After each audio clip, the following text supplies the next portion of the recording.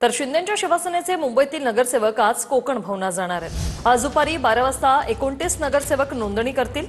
शिंदेंची शिवसेना स्वतंत्र गटाची नोंदणी करणार आहेत। बाळासाहेबांच्या स्मृतिस्थळावर अभिवादन करून हे सर्व नगरसेवक नोंदणीसाठी जाणार। सर्व नगरसेवक एकत्रित बसनं कोकण भवनात जाणार आहेत। ठाण्यात आनंद दिघेंच्या जयंतीनिमित्त स्मृतिस्थळाला फुलांची सजावट करण्यात आली। ठाण्यात अनेक ठिकाणी विविध उपक्रम देखील राबवण्यात येणार आहेत। एकनाथ शिंदे स्मृतिस्थळावर जाऊन अभिवादन करतील।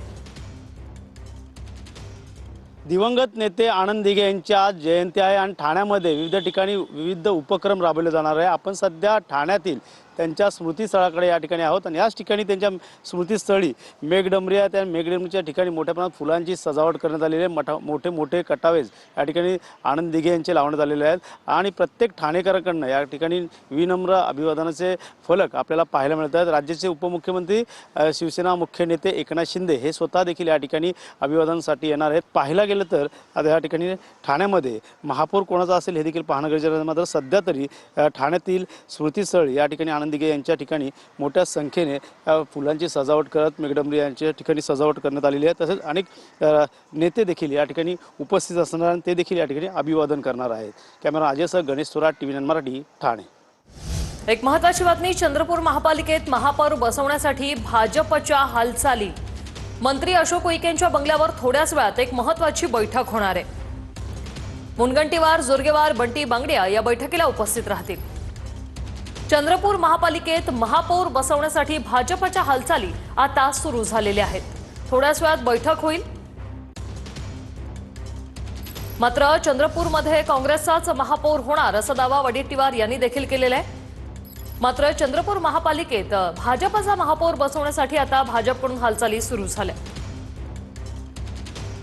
वनविभाग बोरिवलीच्या संजय गांधी राष्ट्रीय उद्यानात आदिवासींच्या बेकायदेशीर बांधकामांवर तोडक कारवाई करणार। पाडकामाच्या कारवाईसाठी मोठा पोलीस बंदोबस्तही तैनात आहे। वनविभागाचे कर्मचारी काल आदिवासी पाड्यात बेकायदेशीर बांधकामांचं सर्वेक्षण करण्यासाठी गेले होते, तेव्हा त्यांच्यावर आदिवासी बांधवांनी दगडफेक केली होती। हायकोर्टाच्या आदेशानंतर वनविभाग आज कारवाई करणार।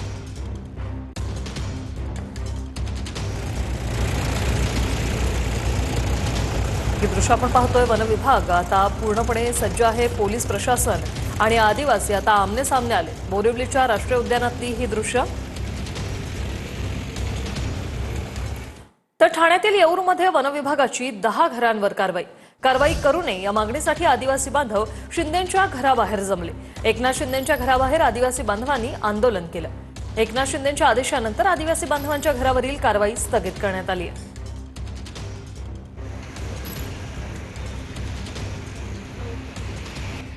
शिंदेंच्या आदेशानंतर आदिवासी बांधवांच्या घरावरील कारवाई जी आहे ती स्थगित करण्यात आलेली आहे। मात्र शिंदेंच्या घराबाहेर या आदिवासी बांधवांनी आंदोलन केलं होतं। नाशिक महापालिकेत भाजपकडून श्याम बडोदेंची गटनेतेपदी नियुक्ती झाली। नाशिक महापालिका निवडणुकीत भाजपची एकहाती सत्ता आहे। श्याम बडोदे यांची गटनेतेपदी नियुक्ती झाल्यानंतर महापौर कोण होणार याकडे लक्ष आहे। छत्रपती संभाजीनगरच्या सिल्लोडमध्ये भाजप शिवसेना एकमेकांच्या विरोधात। अब्दुल सत्तारांचा भाजप उमेदवाराच्या विरोधात प्रचार। सिल्लोडमध्ये भाजप, शिवसेना आणि महाविकास आघाडीत तिरंगी सामना होतोय।